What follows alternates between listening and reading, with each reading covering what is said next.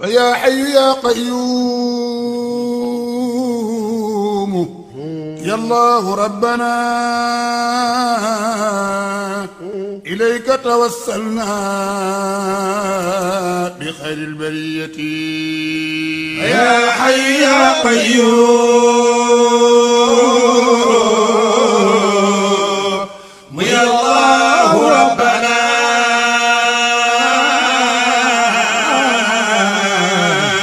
إليك توسلنا بخير البرية يا حي يا قيوم يا الله ربنا إليك توسلنا. mën nañ wax ni gros œuvre yi presque pare nañ ko à 100%. donc lu des juste rek moom mooy raccordement yu ñu war a ànd ak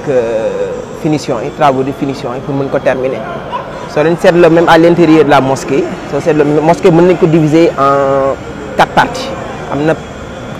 am na partie boo xam ni extension homme la extension mooy fi ñu nekkee nii soo seetloo niveau moo gën a avancé ci projet bi. donc fii démarré nañ tout ce qui est travaux de faux plafond ak décoration yi donc décoration intérieure coupole yi. donc fii moo gën a avancé gum ci travaux yi yeneen zones yi coupole yu bëri dafa gum nañ ko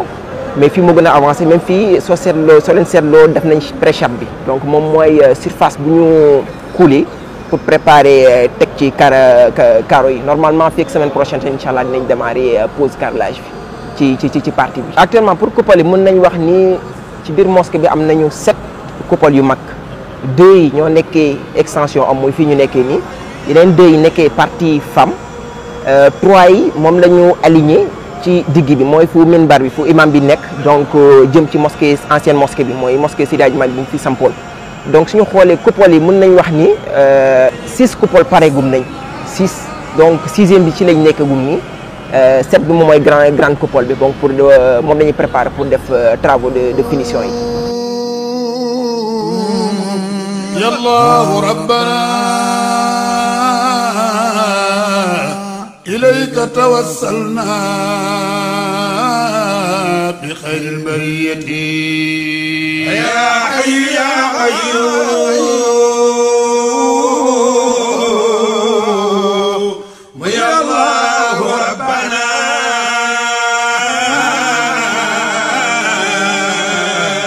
إليك توسلنا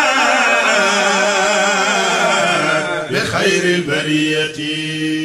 فلا بد من شكوى إلى الله كربتي فما لي غير الله جابر كسرتي. li leen mën a wax rek dalal xelu nit ñi mooy liggéey bi nga dox bu baax alhamdulilah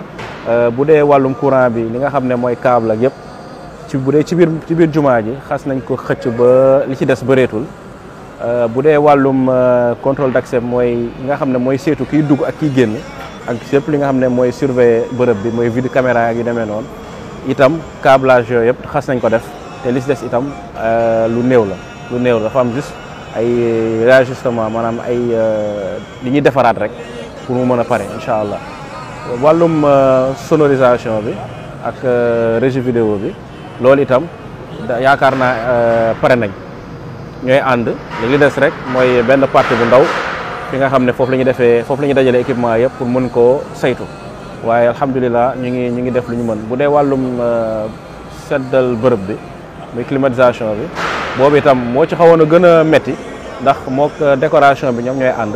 waaye alhamdulilah fexe nañ ba juboo ci ni ñuy liggéeyee pour que kenn bañ a tardel kenn bañ a yàqal kenn incha allah ba ku jàll sa morom topp ci te du am benn gàllankoor ci liggéey bi alhamdulilah ñoom bu dee fii ngeen gis nii moom mooy bërëb bi nga xam ne moom lañ dëjël góor ñi fii nii mën nañ wax ne ñu ngi presque à 80% maanaam li des pour mu mat sëkk bëreetul li des rek mooy li nga war a teg pour que ngelaw bu sedd bi mën ci jàll te loolu mi ngi ci yoon bi incha allah dinañ ko teg fii ak ay fan yu néew incha allah taala. c'est vrai que ñoo ngi ci période nawet actuellement même Tivaouane il y a 2 semaines de cela rek tawoon na donc heureusement démarré woon nañ suñu planning tenir en compte de saison bi ba commencé woon sax def forme de pente yi presque lu ëpp ci forme de pente yi def nañ ko loolu moo tax ba mu tawee presque am na ay benn dégâts yoo xam ne dafa ponctuel mais suñu xoolee dans l'ensemble franchement lu ñu prévoir woon yëpp respecté nañ ko donc moo tax amul dégâts par rapport ak taw yi taw yëpp jël nañ ko en compte ndax ku ne travaux génie civil ni construction ni xam dafa am lu mu laaj te actuellement gros œuvre comme ñun suñu jargon dañ naan gros œuvre mooy phase bi nga xam ne ci taal tabax dépense yi ngay faral di def ay dépense kii lay doon dépense échelonné yoo xam ni chaque fin du mois da nga koy dagg mais bu dee seconde œuvre finition yi fi ñu toll nii ay commande globale la te ku ne commande globale xam ni dafa laaj moyen donc di ñaaxaat suñu mbokk fidèles yi ñu xam ni instant yi dañoo gën a soxla nit ñi gën a yëngu pour ñu mën a terminer travaux. ilayka tawassalna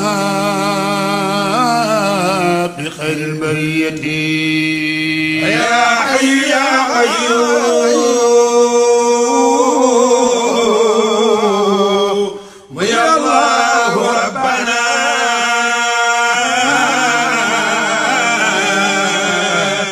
ilayka tawassalna bi xayril bariyati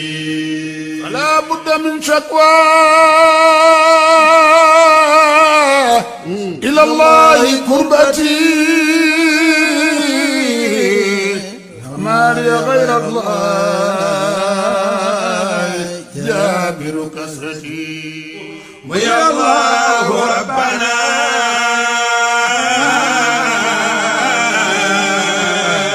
إليك توسلنا بخير البرية